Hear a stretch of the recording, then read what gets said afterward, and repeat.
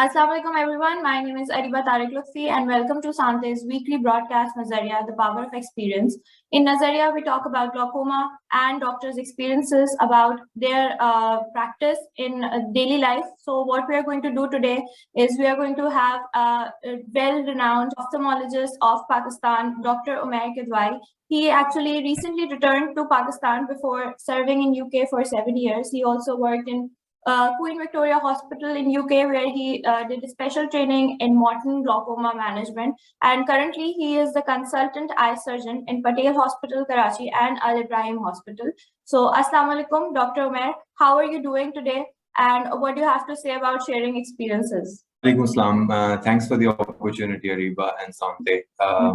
In terms of experience sharing in last 5-6 months, glaucoma बहुत different है पाकिस्तान में, बहुत डिफरेंट तरह के प्रॉब्लम्स हैं। नंबर एक प्रॉब्लम ये है कि हमारे पास ग्लोकोमा जो आता है ये बहुत एडवांस ग्लोकोमा आता है, क्योंकि कोई स्क्रीनिंग प्रोग्राम नहीं है हमारे पास, जैसे कि दूसरे वेस्टर्न कंट्रीज में या डेवलप्ड कंट्रीज में मौजूद है। ऐसा कोई स्क्रीनिंग प्रोग्राम हमारे पास नहीं है।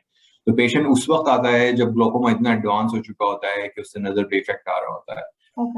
अनफॉर्चुनेटली एट दैट पॉइंट उसको मैनेज करना बहुत डिफिकल्ट हो जाता है और बहुत ही डिफिकल्ट मैनेजमेंट रहती है। बाकी एक तो ये बहुत बड़ा चैलेंज है। दूसरा चैलेंज जो फाइनेंशियल रिस्ट्रेंट्स है हमारे यहाँ अनफॉर्चुनेटली कम्युनिटी के अंदर और ओवरऑल हेल्थ केयर में, ये बहुत बड़ा मसला है।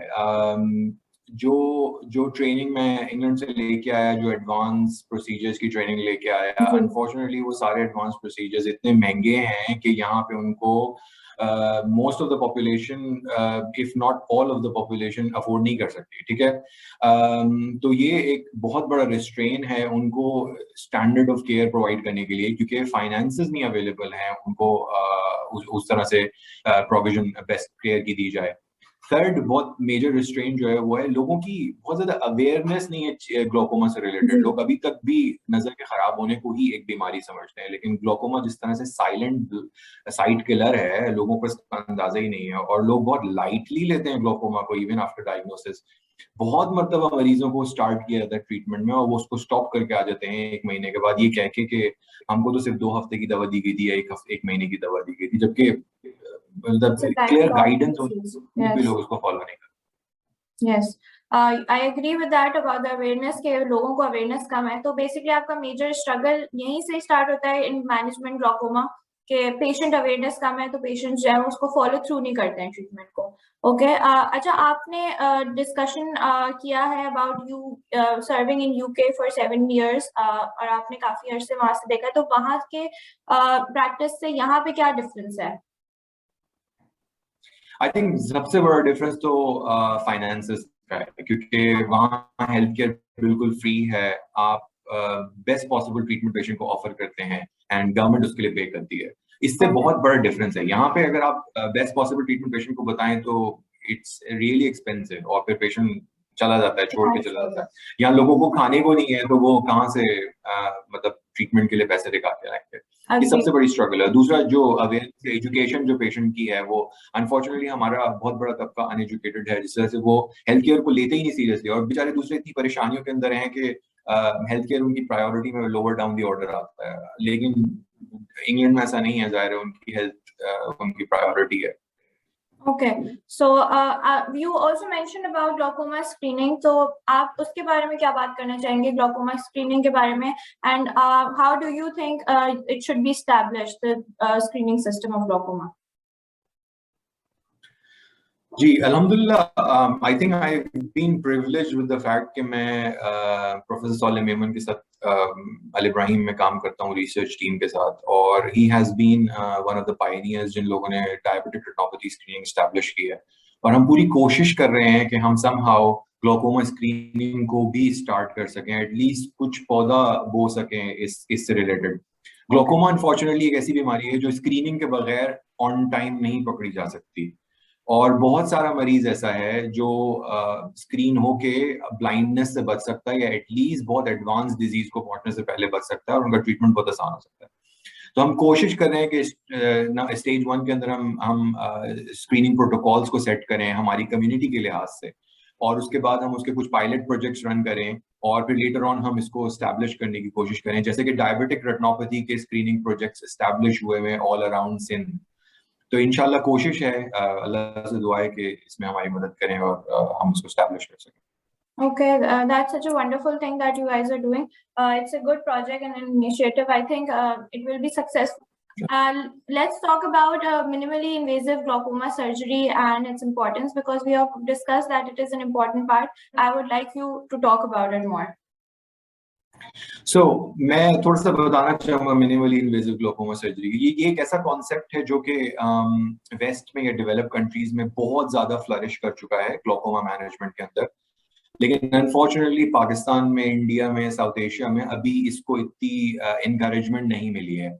नंबर एक तो यही वजह है कि कॉस्ट इसके अंदर बहुत ज्यादा है, लेकिन इसके दूसरे कॉस्ट इफेक्टिव प्रोसीजर्स भी मौजूद है। पहले तो मैं ये बताना चाहूंगा कि मिनिमल इन्वेसिव ग्लोकोमा सर्जरी है क्या। ये एक छोटी सी सर्जरीज होती हैं जो कि देखिए, हमारे पास ग्लोकोमा के 3 बेसिक ट्रीटमेंट्स हैं। या तो हम उनको ड्रॉप्स देंगे, या हम उनकी लेजर ट्रीटमेंट करेंगे, या हम उनकी सर्जरी करेंगे, जैसे कि ट्रेबिकुलेक्टमी सर्जरी या ट्यूब सर्जरी थी, जो कि बड़ी सर्जरियां हैं और उनकी कॉम्प्लिकेशंस भी, साइड इफेक्ट्स भी होता है। तो एक मिडिल ग्राउंड ढूंढने की जरूरत थी जो वेस्ट ने ढूंढा, और वो मिनिमली इन्वेसिव ग्लोकोमा सर्जरी की फॉर्म में है। उसका कॉन्सेप्ट बहुत इंपॉर्टेंट है। वो कॉन्सेप्ट ये है कि हम एंगल जो आंख का होता है, उस एंगल के अंदर जो सबसे ज्यादा रेजिस्टेंस का पॉइंट है, जो कि ट्रेबिकुलर मैशवर्क होती है, उसको बाईपास कर सकें किसी भी तरह से। ठीक है, यानी कोई ऐसी डिवाइसेस लगा दें जो उसके अंदर उसको बाईपास कर दे, या उसको स्क्रेप आउट कर दें, या उसको स्क्रेप आउट कर दें, ताकि वो रेजिस्टेंस खत्म हो जाए। मैं हमेशा एक लेमन टर्म में समझाने की कोशिश करता हूँ कि ट्रेबिकुलर मैशवर्क एक नाली की जाली की तरह है। ठीक है, और अगर आप उस जाली चोक हो जाएगी तो आपकी नाली काम नहीं करेगी, और अगर आप उस जाली को निकाल दो तो आपकी नाली सडनली काम करना शुरू कर देगी। बिल्कुल वही फिनोमेना है ट्रेबिकुलर मैशवर्क का। और मिग्स जो है इसी चीज को यूज करने की कोशिश करते हैं कि वो उसको बाईपास करें, उस जाली को, या तो उसकी जगह बड़े बड़े पोर वाली जाली लग जाए, कि जाली बिल्कुल ही हटा दी जाए।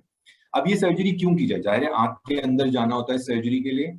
तो एक कॉन्सेप्ट डेवलप किया गया है कि अगर किसी ग्लोकोमा के पेशेंट को, देखिए ग्लोकोमा और कैटरेक्ट 2 अलग अलग चीजें हैं, ठीक है, लेकिन अगर किसी ग्लोकोमा के मरीज को कैटरेक्ट सर्जरी है की जरूरत है, या चले थोड़ा सा करीब है वो कैटरेक्ट सर्जरी के, तो इस अपॉर्चुनिटी को बहुत जरूरी अवेल करना चाहिए। और कैटरेक्ट सर्जरी के साथ उसकी मिनिमल इन्वेसिव ग्लोकोमा सर्जरी भी अगर हो जाए तो उसको बहुत फायदा मिलेगा बाद आगे जाके।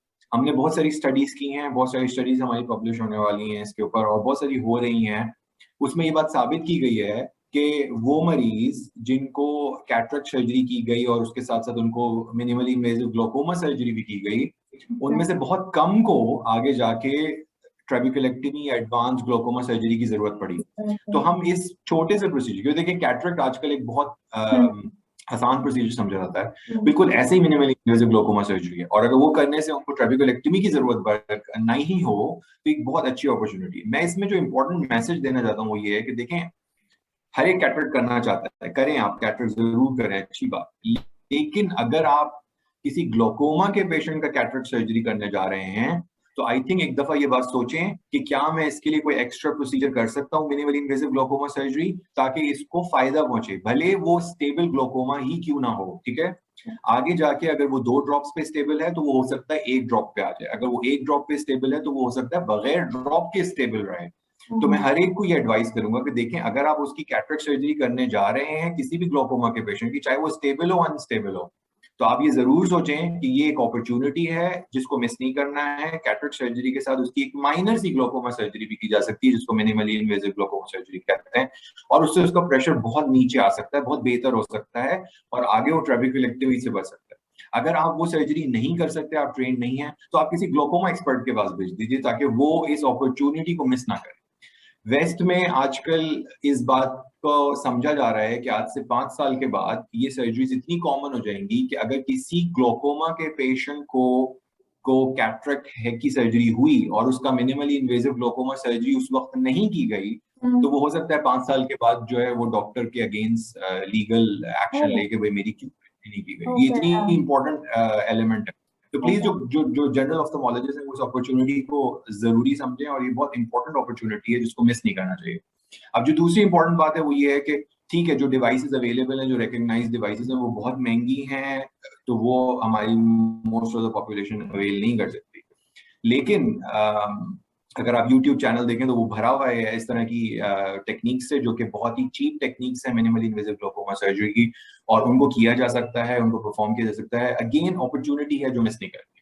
Thank you. Okay, so basically, if we look for it hard enough, तो हमें ये इकोनॉमिकली भी पेशेंट्स के लिए, इवन ऑफ्थल्मोलॉजिस्ट के लिए हो सकती है ये मिक्स की जो आप बात कर रहे हैं। Okay, that's it. मैं आपसे यही पूछने वाली थी क्योंकि पाकिस्तान में हमारा सबसे ज्यादा that we get hold back is because of the money issues that people deal with, and I think if you have suggested such good ideas and importance about mix, तो ये जरूर काम आएगा।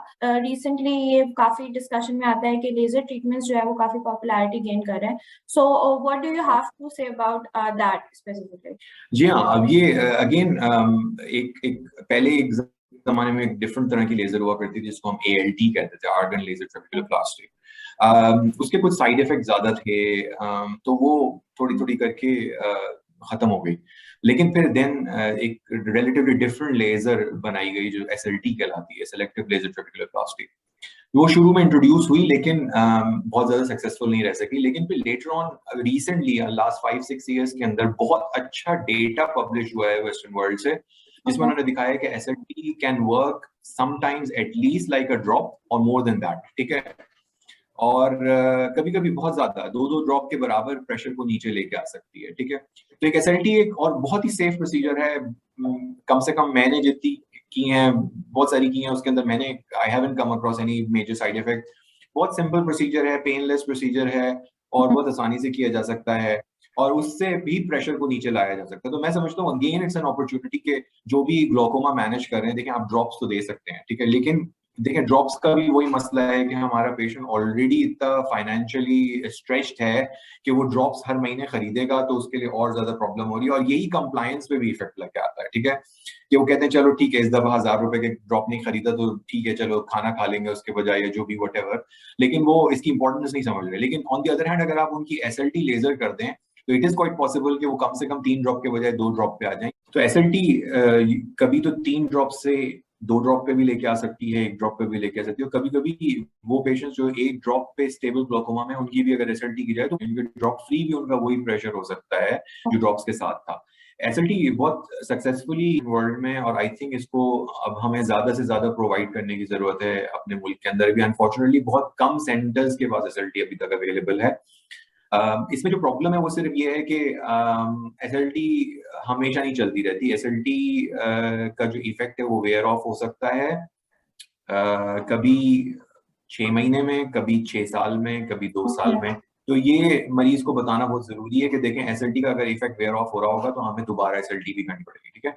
लेकिन SLT इतना सेफ प्रोसीजर है कि I think इसमें इसको अगर इसकी कॉस्ट को कट डाउन कर दिया जाए तो इट्स समथिंग कि जो सारे लोगों को सोचना चाहिए जब भी वो ग्लोकोमा के पेशेंट को ट्रीट कर रहे हैं। Okay, so काफी अच्छी तरह से आपने रैप अप किया है about laser treatment and SLT के स्पेसिफिकली अबाउट के वेयर ऑफ कर जाता है इसका ट्रीटमेंट, एंड पेशेंट्स को इस बारे में अवेयर होना चाहिए स्पेशली एज वेल। तो आई थिंक ये रिस्पॉन्सिबिलिटी हमारे ऊपर ही आती है कि हम पेशेंट्स को अवेयर करें कि this is how it is going to be. जैसे कि हम ट्रीटमेंट्स के बारे में भी करते हैं, आई ड्रॉप्स के बारे में भी करते हैं कि we have to take them for longer period of time. Acha, can we also discuss about the importance of misdiagnosis during OCT scans?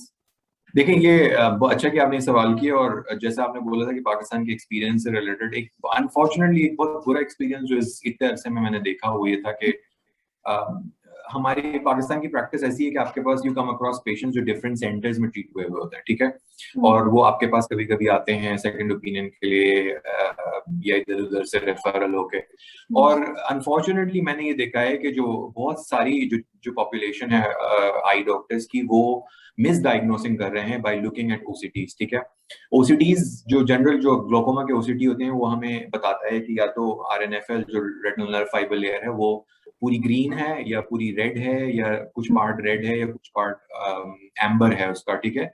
और उसकी बेसिस पे हम वो डिसाइड कर लेते हैं कि अगर रेड है तो इसका मतलब थिनिंग हुई हुई है और ये ग्लोकोमा है, ठीक है।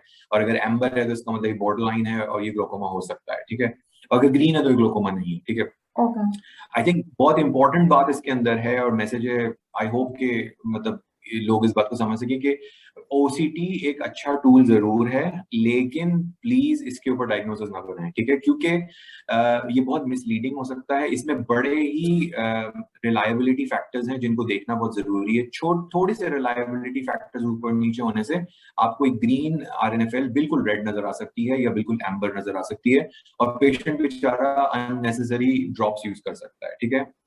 तो ये एक चीज है जिसको बहुत जरूरी है देखना, और आई वुड एनकरेज एवरीवन और जूनियर ऑफ्थेमोलॉजिस्ट स्पेशली कि आप थोड़ा सा वक्त लगाएं ओसीटी स्कैन को पढ़ने के लिए। और ओसीटी की डिफरेंट मशीन्स अवेलेबल है कराची में, डिफरेंट मशीन में डिफरेंट तरह के ग्लोकोमा स्कैन्स आते हैं, और उन सारे स्कैन्स को तफसील से देखिए और उसमें देखिए कि कहाँ किस तरह की मेजरमेंट एरर्स आ रही हैं before you come to the conclusion कि ये ग्लोकोमेटस डिफेक्ट है, ठीक है। और प्लीज दूसरे पजल्स को भी जरूर जोड़ें, ठीक है, यानी विजुअल फील्ड को बिल्कुल छोड़ ना दें। विजुअल फील्ड भी आपको बहुत अच्छे सजेशंस देता है, ठीक है। कभी कभी आप ओसीटी को विजुअल फील्ड से मिला सकते हैं, दोनों कॉरेस्पॉन्ड करने चाहिए एक दूसरे के साथ, ठीक है। अगर वो कॉरेस्पॉन्ड नहीं कर रहे तो दोनों में से कोई एक टेस्ट खराब है, ठीक है। इसके अलावा डिस्क को जरूर देखें, एंगल को जरूर देखें, और प्रेशर जरूर अच्छे से चेक करें, 2 मरतबा चेक करें, डिफरेंट मशीनों से चेक करें, ताकि आप एक कंक्लूजन बना सकें कॉन्फिडेंस के साथ कि इस पेशेंट को ग्लोकोमा है या नहीं है, ठीक है। बजाय कि खाली आप एक दफा का प्रेशर लें, ओसीटी करवाएं और वो रेड पे आए और उसको आप बेचारे को लाइफ लॉन्ग जो है वो ट्रीटमेंट पे डाल दें अननेसेसरीली। तो ये थोड़ी मेहनत जरूर है इस काम के अंदर, लेकिन आप पेशेंट के फाइनेंशियल एस्पेक्ट से देखें तो आप उसका कितना नुकसान बचा सकते हैं। Okay, so basically diagnostic tools जो है वो हमें सारे या तो सब we have to be aware के सारे डायग्नोस्टिक टूल्स जो है we should use the ophthalmologist, and कोई एक डायग्नोस्टिक टूल के ऊपर जो है वो they shouldn't depend, such as OCT जैसे आपने मेंशन किया, उसके साथ बाकी भी जो है वो इम्पोर्टेंस रखते हैं उतनी ही। Okay, that was wonderful. Lastly I just have one question, doctor मैं, that if you want to discuss a case where you think के वहाँ पे थोड़ा कोई unusual ऐसी चीज है जो आप चाहेंगे कि आपके जूनियर ऑफ्थेमोलॉजिस्ट एंड पीयर्स जो है वो जाने उसके बारे में, कि हाँ भाई ऐसे केसेस भी आते हैं हमारे पास और ये थोड़ा डिफरेंट केस है, तो if you would like to discuss। जी, आई थिंक एक हैबिट है जो कि अनफॉर्चुनेटली स्पेशली जूनियर ऑफ्थेमोलॉजिस्ट के अंदर जो है वो खत्म होती जा रही है, दुनिया से खत्म होती जा रही है अनफॉर्चुनेटली। मैं मतलब किसी को नहीं बोल रहा, लेकिन इट्स अ फैक्ट, ठीक है। जितनी एडवांस टेक्नोलॉजी आ रही है वो एडवांस टेक्नोलॉजी हमें क्लिनिकल स्किल्स में उतना ही वीक करती जा रही है, ठीक है, क्योंकि हम एडवांस टेक्नोलॉजी को ऊपर रिलाई करना ज्यादा एक्यूरेट समझते हैं, ठीक है। बिल्कुल वैसे ही जैसे कि आरएनएफएल स्कैन को देखने की वजह से हमने अपने आप को डिस्क एनालिसिस छोड़ दी है, ठीक है, हम डिस्क की मेजरमेंट करना, कब डिस्क को देखना, वो सब छोड़ दिया हमने, क्योंकि हम आरएनएफएल फौरन से करवा लेते हैं और आरएनएफएल का हमें ज्यादा reliable, so called reliable update मिल जाती है, ठीक है।